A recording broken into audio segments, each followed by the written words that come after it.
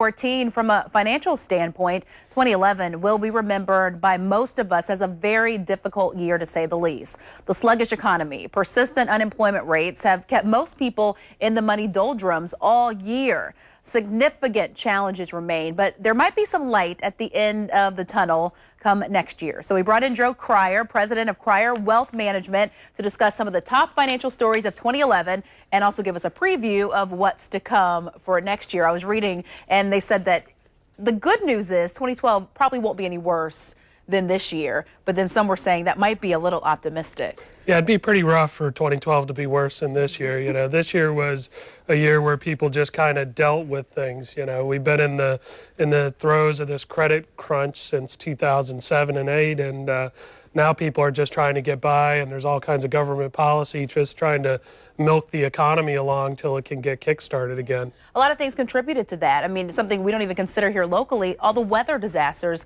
and how that affected each state, and also the debt ceiling debates that kept going. And I think we lost a lot of credibility around the world when we couldn't make decisions until the very last minute. Yeah, you kind of hit on the three key points right off the bat there, you know, and even though it's been a mild winter already up north, remember last year was crazy up north and went well into the spring, and tornadoes and tsunamis and all these different things that can really throw financial markets all over the place. So, you know, we had a lot to deal with, and there's going to be some lingering effects of that. And abroad, I mean, every time the European markets dropped, we saw the same thing happen later in the morning here locally. So that all shows how we're all intermingled and how we all are affected. Oh, definitely. We're more intertwined than we ever have been in history. And no one really knew how big Europe was a couple years ago when it started bubbling up. And then all of a sudden, when we realized that there was U.S. banks that were dependent on Italian bonds and just different things like that, and that's still very far from being resolved. So,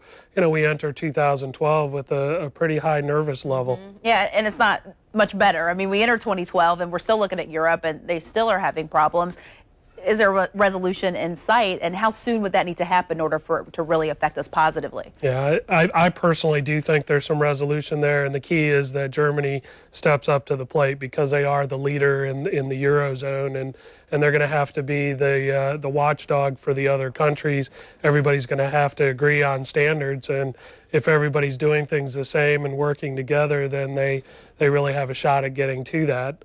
The bigger thing would be the U.S. economy trying to get out of its doldrums here as well. And people get them spending. I saw on the news yesterday they were talking about how gas prices could just skyrocket with everything going on in the Middle East. And what that would do is provide people with less money to put back into the economy, because now they're trying to pay for gas instead of going out to dinner or going to the stores. Right, yeah, you know, and we all know there's been stealth inflation out there. Everybody is seeing higher bills at the grocery store and at the gas pump, and that's tough to handle when incomes aren't necessarily going up and unemployment is staying high. But, you know, time does heal these kind of wounds. That's all we have is time. Gosh. Talk about this being a election year, 2012. We see millions of dollars being poured into these campaigns. How does that then come back to the economy? Does it give people hope? Yeah, it is. It's actually a positive. It's a positive for Channel 4. It's a positive for all of media, because there's not only plenty to cover, but they're thinking that there's going to be maybe 30% more money spent on television than there had been in any other election. So, you know, that's going to go. The primaries start next week, then you're off to the presidential election.